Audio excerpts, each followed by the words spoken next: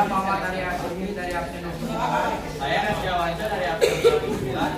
Saya Desi Musawa dari absen 50. Lanjutkan pembahasannya.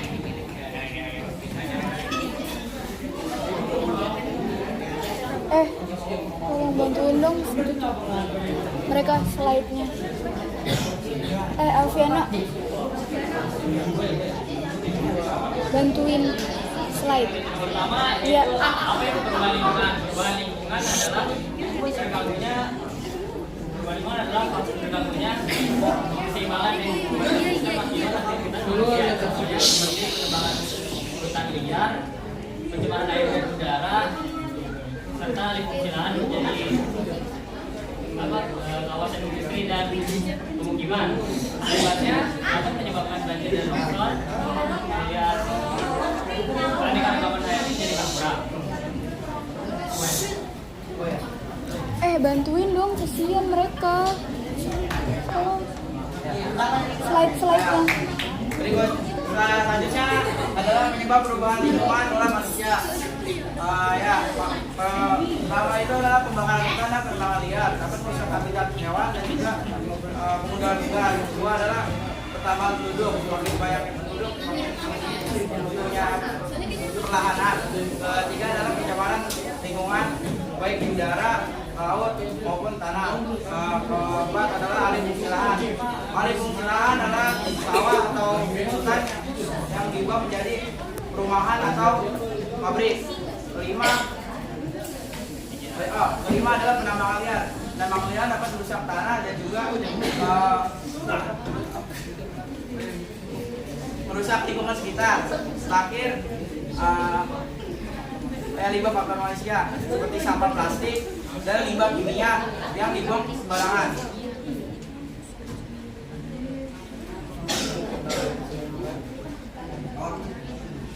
Tolong jawab. Nah, selanjutnya kami mau bahas contoh kasus yang sering terjadi di Indonesia atau yang sudah pernah terjadi. Yang pertama ada deforestasi hutan Kalimantan. Deforestasi itu pengurangan luas hutan secara besar-besaran akibat penebangan pohon. Di Kalimantan terjadi deforestasi itu mengakibatkan habitat orang hutan dan hewan lainnya musnah. Dan terjadi juga banjir dan pemanasan global.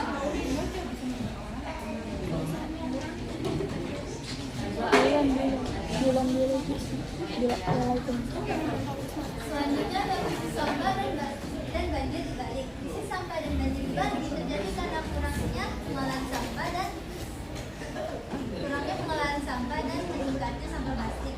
Selain itu, sampah plastik dapat menyebabkan banjir jika pengolahan sampahnya kurang.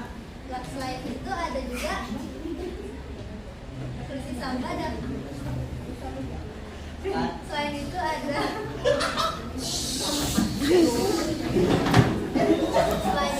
juga sampah yang dapat mencemari laut dan membahayakan hewan laut.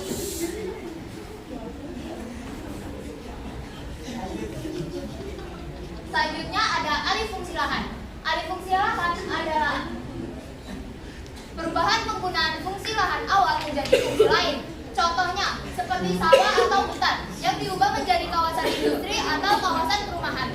Dampaknya adalah berkurangnya daerah resapan air sehingga meningkatnya resiko banjir dan juga berkurangnya lahan pertanian. Nah, yang keempat ada pencemaran merkuri akibat tambang emas ilegal di Gunung Kota Maluku. Nah, seperti kita ketahui, penggunaan merkuri sangat berbahaya, terutama jika mencemari air dan masuk ke dalam jaringan makanan manusia. Yang jika dikonsumsi dengan lanjut itu dapat membahayakan kesehatan, terutama pada kesehatan saraf dan otak. Selanjutnya, kabut asap akibat pembakaran lahan di Riau dan Jambi. Seperti kita ketahui, pembakaran kabut asap yang berlebihan dapat membahayakan pernafasan, kesehatan pernafasan pada diri manusia. Nah, selain itu juga dapat mengganggu aktivitas manusia seperti jika ingin ke sekolah. Terus pada saat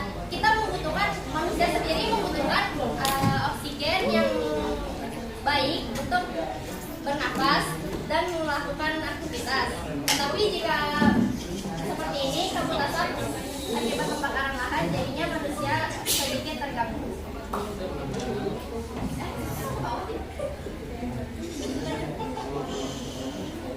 Lalu ada beberapa cara untuk mengatasi perubahan lingkungan.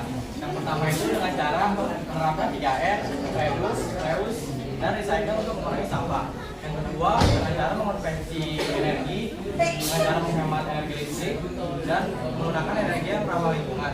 Yang ketiga itu menerapkan penghijauan atau reboisasi dengan cara menanam pohon. Yang keempat, mengolah limbah dengan benar sebelum membuangnya ke area lingkungan.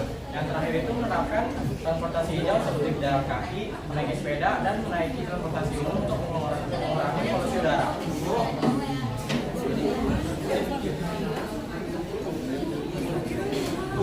Nah, di sini ada latihan soal nomor 1 buat di kelompok 3. Kita bacain ya soalnya.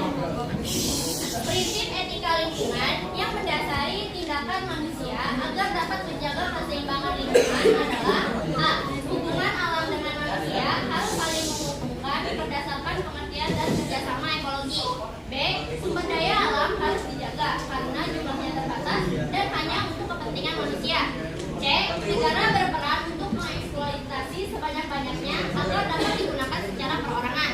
D. Pengelolaan sumber daya alam bertujuan untuk memproduksi dan mengkonsumsi. E. Sumber energi jumlahnya tak terbatas sehingga dapat dipakai sesuka hati. Saya Esti Oktaviani dari kelompok 3 izin menjawab. Jawabannya itu yang A. Hubungan alam dengan manusia harus saling menguntungkan berdasarkan pengertian dan kerja sama ekologi. Apakah benar? Benar.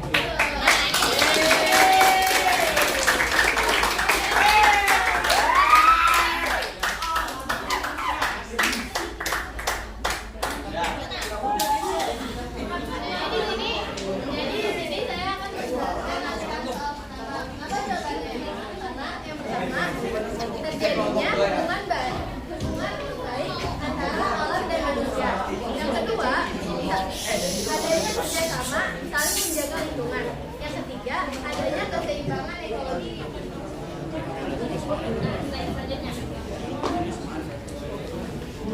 Selanjutnya soal nomor 2. Penggunaan merkuri dalam pertambangan emas skala kecil (PESK) seringkali menyebabkan keracunan kronis pada masyarakat yang tinggal jauh dari lokasi tambang. Hal ini membuktikan bahwa A. Masyarakat secara tidak langsung menggunakan merkuri sebagai bahan pengawet makanan. B. Merkuri berubah menjadi zat yang tidak berbahaya setelah bereaksi dengan air laut. C. Pemerintah telah mendistribusikan merkuri melalui air pipa rumah tangga. D. Terjadinya biomagnifikasi merkuri melalui rantai makanan di ekosistem perairan. E. Merkuri dapat menguap dan jatuh kembali bersama air hujan di mana saja. Ada yang ingin menjawab? Ada yang bisa menjawab? Ya, kelompok 4.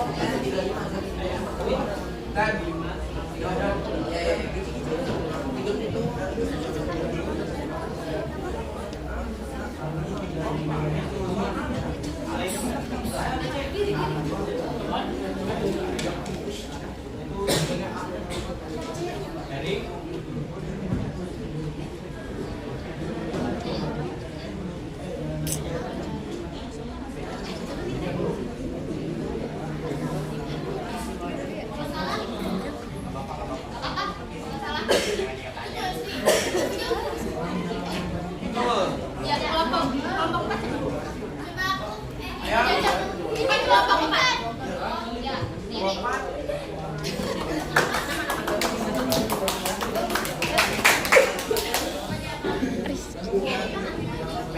Perkenalkan, nama saya Putri Kusumawardani, absen 35. Di sini saya akan menjawab soal latihan nomor 2. Jawabannya itu D. Terjadi biomagnifikasi merkuri melalui rantai makanan di ekosistem perairan. Betul.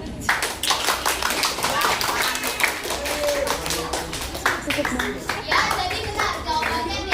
Terjadinya biomagnifikasi merkuri melalui rantai makanan di ekosistem perairan.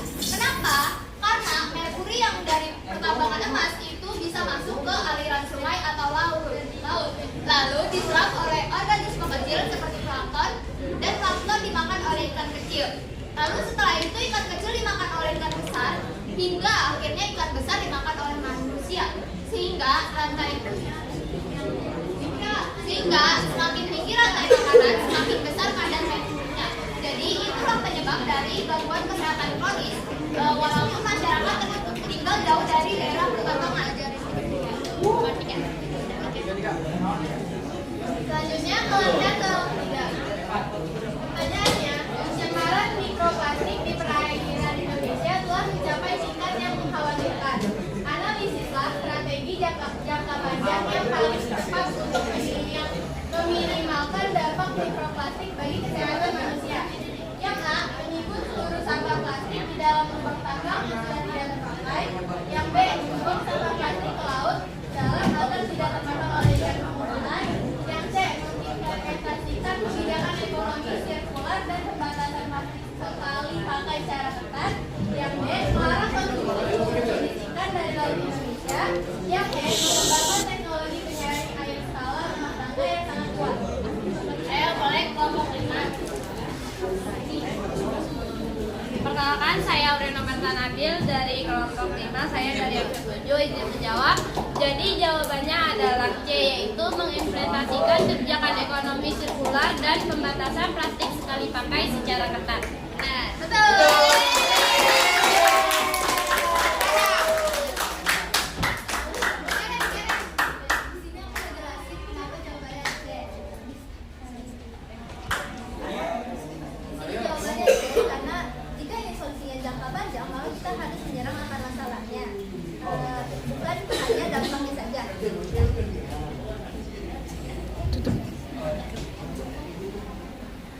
Sekian dari kami, apakah ada pertanyaan?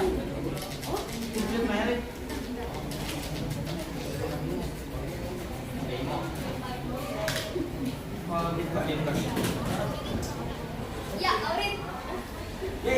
Saya Aurin dari kelompok 5, izin bertanya. Tadi kan ada tentang alih fungsi lahan. Jadi kalau alih fungsi lahan terus terjadi tanpa pemantauan yang ketat, apa dampak jangka panjangnya?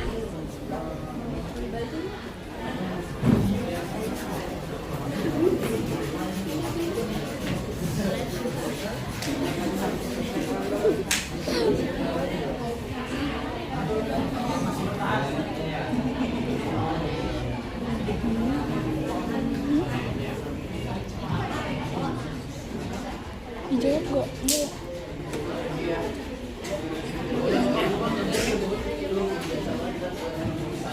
Jadi saya di sini akan menjawab persoalan dari Aurin, yaitu dampak jangka panjang dari alih fungsi lahan tanpa pengawasan yang ketat. Jadi dampaknya itu bisa memusnahkan atau mempunahkan itu endemik lokal, seperti contohnya orangutan. Orangutan Sumatera, jika hutan Sumatera terus kita tebang untuk dijadikan lahan sawit, itu bahkan berdampak pada mereka. Seperti mereka tuh kehilangan tempat tinggal, kehilangan sumber makanan, sehingga lama-lama populasi mereka itu menurun dan akhirnya punah. Betul.